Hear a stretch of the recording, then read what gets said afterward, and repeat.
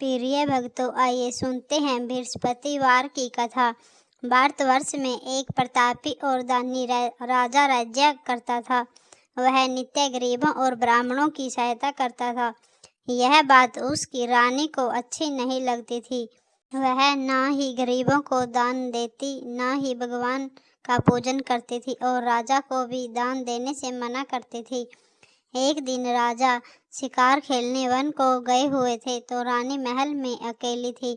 उसी समय बृहस्पति देव साधु वेश में राजा के महल में भिक्षा के लिए आए और भिक्षा मांगी। रानी ने भिक्षा देने से इनकार किया और कहा, हे साधु महाराज, मैं तो दान पुण्य से तंग आ गई हूँ। मेरा पति सारा धन लुटाते रहते हैं। मेरी इच्छा है कि हमारा धन नष्ट हो जाए और फिर ना रहे बांस और ना बजे बांसुरी। साधु ने कहा, देवी, तुम तो बड़ी विचित्र हो। धन संतान तो सभी चाहते हैं, पुत्र और लक्ष्मी तो पापी के घर भी होना चाहिए। यदि तुम्हारे पास अधिक धन है तो भूखे को भोजन दो, प्यासों को पानी पिलाओ, मुसाफिरों के लिए धर्मशाला खुलवाओ। जो निर्धन अपनी कुंवारियां कन्याओं का विवाह नहीं कर सकते, उनका विवाह कर दो। ऐसे और कई काम जिनके करने से तुम्हारा यश लोक में फैलेगा। परंतु रानी पर उपदेश का कोई प्रभाव न पड़ा। वह बोली, महाराज, आप मुझे कुछ न समझाए। मैं ऐसे धन नहीं चाहती जो हर जगह बांटती फिरूं। साधु ने उत्तर दिया, यदि तुम्हारी ऐसी इच्छा है तो तथास्तु। तुम ऐसा करना कि बृहस्पति को घर लीपकर पीली मिट्टी से अपना सिर धोकर स्नान करना, भट्ठी चढ़ाकर कपड़े धोना। ऐसा करने से आपका सारा धन नष्ट हो जाएगा। इतना कहकर वह साधु महाराज वहां से अलोप हो गए। साधु के अनुसार कई बातों का पूरा करते हुए रानी को केवल 3 बृहस्पति के दिन बीते थे कि उसकी सारी संपत्ति नष्ट हो गई। भोजन के लिए राजा का परिवार तरसने लगा। तब एक दिन राजा ने रानी से बोला कि हे रानी, तुम यहीं रहो, मैं दूसरे देश को जाता हूँ, क्योंकि यहाँ पर सभी लोग मुझे जानते हैं, इसलिए मैं कोई छोटा कार्य नहीं कर सकता। ऐसा कहकर राजा परदेश चला गया। वह वहाँ जंगल से लकड़ी काट कर लाता और शहर में बेचता। इस तरह वह अपना जीवन व्यतीत करने लगा। इधर राजा के परदेश जाते ही रानी और दासी दुखी रहने लगी। एक बार जब रानी और दासी को 7 दिन तक बिना भोजन के रहना पड़ा तो रानी ने अपने दासी से कहा, हे दासी, पास ही एक नगर में मेरी बहन रहती है। वह बड़ी धनवान है। तू उसके पास जा और कुछ ले आ ताकि थोड़ा बहुत गुजारा हमारा भी हो सके। दासी रानी की बहन के पास गई। उस दिन गुरुवार था और रानी की बहन उस समय बृहस्पति व्रत की कथा सुन रही थी। दासी ने रानी की बहन को अपनी रानी का संदेश दिया, लेकिन रानी की बड़ी बहन ने कोई उत्तर नहीं दिया। जब दासी को रानी की बहन से कोई उत्तर नहीं मिला तो वह बहुत दुखी हुई और उस समय क्रोध भी आया। दासी ने वापस आकर रानी को सारी बात बता दी। सुनकर रानी ने अपने भाग्य को कोसा। उधर रानी की बहन ने सोचा कि मेरी बहन की दासी आई थी, परंतु मैं उससे नहीं बोली, इससे वह बहुत दुखी हुई होगी।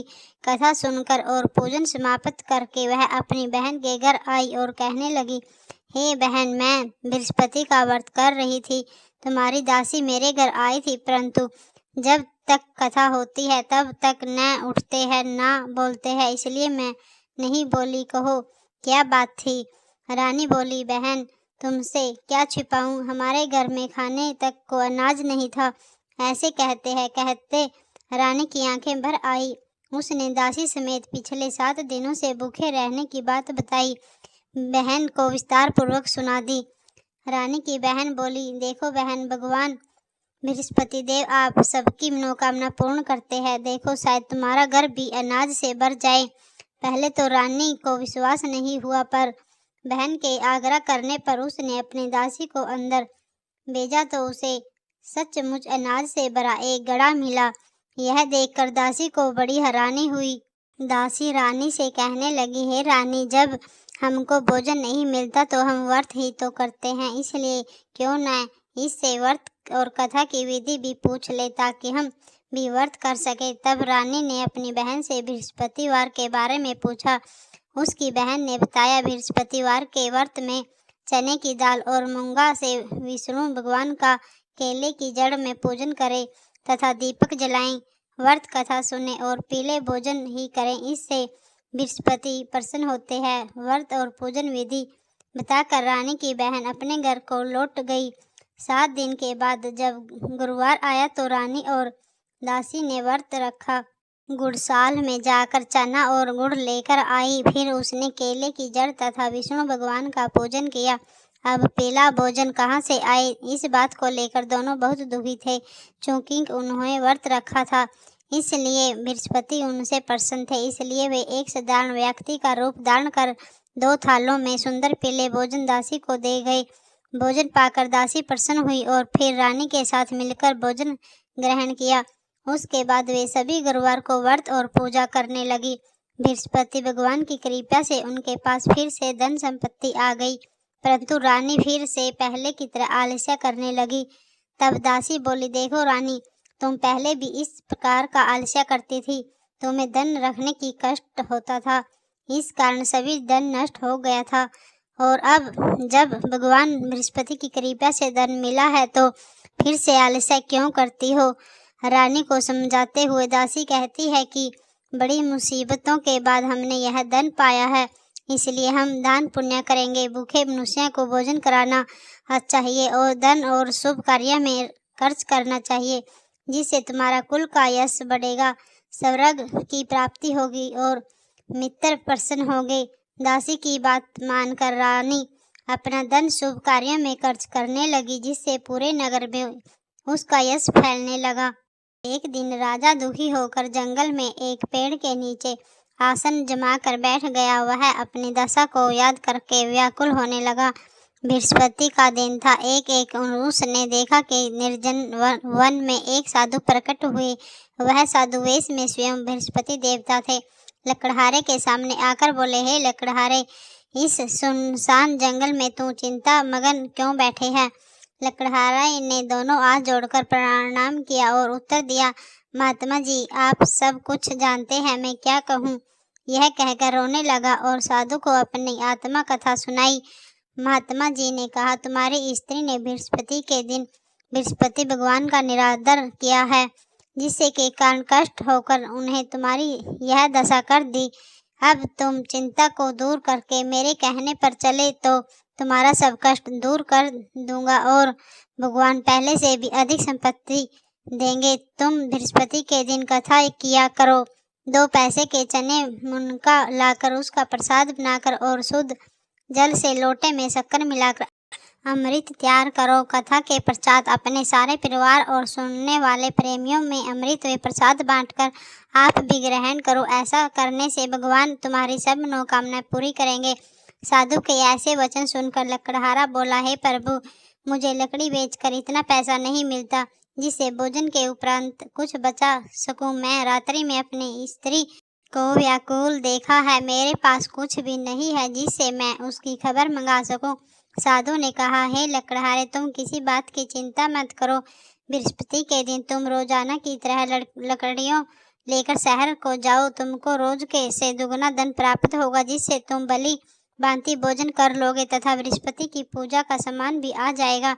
इतना कहकर साधु अंतर्ध्याय हो गए। धीरे धीरे समय व्यतीत होने पर फिर बृहस्पतिवार का दिन आया। लकड़हारा जंगल से लकड़ी काटकर किसी शहर में बेचने गया। उसे उस दिन और दिन से अधिक पैसा मिला। राजा ने चना गुड़ आदि लाकर गुरुवार का व्रत किया। उस दिन से उसके सभी क्लेश दूर हुए, परंतु जब दोबारा गुरुवार का दिन आया तो बृहस्पति का व्रत करना भूल गया। इस कारण बृहस्पति भगवान नाराज हो गए। उस दिन उस नगर के राजा ने विशाल यज्ञ का योजना किया था तथा शहर में यह घोषणा करा दी कि कोई भी मनुष्य अपने घर में भोजन न बनवाए, न आग जलवाए। समस्त जनता मेरे यहाँ भोजन करने आवे। इस आज्ञा को जो न मानेगा उसे फांसी की सजा दी जाएगी। इस तरह की घोषणा संपूर्ण नगर में करवा दी गई। राजा की आज्ञा अनुसार शहर के सभी लोग भोजन करने गए, लेकिन लकड़हारा कुछ देर से पहुंचा। इसलिए राजा उसको अपने घर साथ लेके आया और ले जाकर भोजन करा रहे थे तो रानी की दृष्टि उस खूंटी पर पड़ी जिस पर उसका हार लटका हुआ था। वह वहां दिखाई नहीं दिया। रानी ने निश्चय किया कि मेरा हार इस मनुष्य ने चुरा लिया है। उसी समय सिपाहियों को बुलाकर उसको कारागार में डलवा दिया। जब लकड़हारा कारागार में पड़ गया और बहुत दुखी होकर विचार करने लगा कि जाने अनजाने में कौन से पूर्व जन्म के कर्म से मुझे यह दुख प्राप्त हुआ, और साधु को याद करने लगा जो कि जंगल में मिला था। उसी समय तत्काल बृहस्पति देव साधु के रूप में प्रकट हुए और उसकी दशा को देखकर कहने लगे, अरे मूर्ख, तूने बृहस्पति की कथा नहीं करी और इस कारण तुझे दुख प्राप्त हुआ। अब चिंता मत करो, बृहस्पतिवार के दिन कारागार के दरवाजे पर 4 पैसे पड़े मिलेंगे। उनसे तू बृहस्पति की पूजा करना, तेरे सभी कष्ट दूर हो जाएंगे। बृहस्पति के दिन उसे 4 पैसे मिले। लकड़हारा ने कथा कही। उसी रात्रि को बृहस्पति ने उसे नगर के राजा को स्वप्न में कहा, हे राजा, तुमने जिस आदमी को कारागार में बंद कर दिया है वह निर्दोष है, वह राजा है, उसे छोड़ देना। रानी का हार उसी खूंटी पर लटका है। अगर तुम ऐसा नहीं करोगे तो मैं तेरे राज्य को नष्ट कर दूंगा। इस तरह रात्रि में स्वप्न को देखकर राजा प्रातः काल उठा और खूंटी पर हार देखकर लकड़हारा को बुलाकर क्षमा की तथा लकड़हारे को योग्य सुंदर वस्त्र आभूषण देकर विदा कर दिया। बृहस्पति को आज्ञा अनुसार लकड़हारा अपने नगर को चल दिया। राजा जब अपने नगर के निकट पहुंचा तो उसे बड़ा आश्चर्य हुआ। नगर में पहले से अधिक बाग, तालाब, कुएं तथा बहुत सी धर्मशाला, मंदिर आदि बन गए हैं। राजा ने पूछा, यह किसका बाग और धर्मशाला है? तब नगर के सब लोग कहने लगे, यह सब रानी और बांदी के हैं। तो राजा को आश्चर्य हुआ और गुस्सा भी आया। जब रानी ने यह खबर सुनी कि राजा आ रहे हैं तो उन्होंने बांदी से कहा कि ए दासी, देख, राजा हमको कितनी बुरी हालत में छोड़ गए थे। हमारी ऐसी हालत देखकर वह लौट न जाए, इसलिए तू दरवाजे पर खड़ी हो जा। आज्ञा अनुसार दासी दरवाजे पर खड़ी हो गई। राजा आए तो उन्हें अपने साथ ले आई। तब राजा ने क्रोध करके अपनी रानी से पूछा कि यह धन तुम्हें कहाँ से प्राप्त हुआ है? तब उन्होंने कहा, हम यह सब धन बृहस्पति देव के इस व्रत के प्रभाव से प्राप्त हुआ है। राजा ने निश्चय किया कि 7 रोज बाद तो सभी बृहस्पति का पूजन करते हैं, परंतु मैं प्रतिदिन दिन में 3 बार कहनी तथा रोज व्रत किया करूंगी। अब हर समय राजा के दुपट्टे में चने की दाल बंधी रहती तथा दिन में 3 बार कहानी कहता। एक रोज राजा ने विचार किया कि चलो अपनी बहन के यहाँ हो आवे। इस तरह निश्चय कर राजा घोड़े पर सवार हो अपनी बहन के यहाँ को चलने लगे। मार्ग में उसने देखा कि कुछ आदमी एक मुर्दे को लिए जा रहे हैं। उन्हें रोककर राजा कहने लगे, अरे भाइयों, मेरे बृहस्पति की कथा सुन लो। वो बोले, हमारे तो आदमी मर गया है, इसको अपनी कथा की पड़ी है। परंतु कुछ आदमी बोले, अच्छा कहो, हम तुम्हारी कथा भी सुनेंगे। राजा ने दाल निकाली और जब कथा आदि हुई थी कि मुर्दा हिलने लग गया, और जब कथा समाप्त हुई तो राम राम करके मनुष्य उठकर खड़ा हो गया। आगे मार्ग में उसे एक किसान खेत में हल चलाता मिला। राजा ने उसे देखा और उसे बोला, अरे भाई, तुम मेरी बृहस्पति की कथा सुन लो। किसान बोला, जब तक मैं तेरी कथा सुनूंगा तब तक 4 हराए जोत लूंगा जो अपने कथा किसी और को सुना। इस तरह राजा आगे चलने लगा। राजा के हटते ही बैल पछाड़ खाकर गिरे गए तथा किसान के पेट में बड़ी जोर से दर्द होने लगा। उस समय उसकी माँ रोटी लेकर आई। उसने जब यह देखा तो अपने पुत्र से सब हाल पूछा और बेटे ने सब हाल कह दिया। तो बुढ़िया दौड़ी दौड़ी उस घुड़सवार के पास पहुंची गई और उससे बोली कि मैं तेरे कथा सुनूंगी, तू अपनी कथा मेरे खेत पर चलकर ही कहना। राजा ने बुढ़िया के खेत पर जाकर कथा कही, जिसके सुनते ही वह बैल खड़े हुए तथा किसान के पेट में दर्द भी बंद हो गया। राजा अपनी बहन के घर पहुंचा। बहन ने भाई की खूब खतरदारी करी। दूसरे रोज प्रातः काल राजा जागा तो वह देखने लगा कि सब लोग भोजन कर रहे थे। राजा ने अपनी बहन से कहा, ऐसा कोई मनुष्य है जिसने भोजन नहीं किया हो? मेरे बृहस्पति की कथा सुन ले। बहन बोली, हे भैया, यह देश ऐसा ही है कि पहले यहाँ लोग भोजन करते हैं, बाद में अन्य काम करते हैं। अगर कोई पड़ोसन में हो तो देख आऊंगी। वह ऐसा कहकर देखने चली गई, परंतु उसे कोई ऐसा व्यक्ति नहीं मिला जिसने भोजन नहीं किया हो। अतः वह एक कुमारी को घर गई जिसका लड़का बीमार था। उसे मालूम हुआ कि उनके यहाँ 3 रोज से किसी ने भोजन नहीं किया है। रानी ने अपने भाई की कथा सुनने के लिए कुमार से कहा। वह तैयार हो गया। राजा ने जाकर बृहस्पति की कथा कही, जिसको सुनकर उसका लड़का ठीक हो गया। अब तो राजा की प्रसन्नता होने लगी।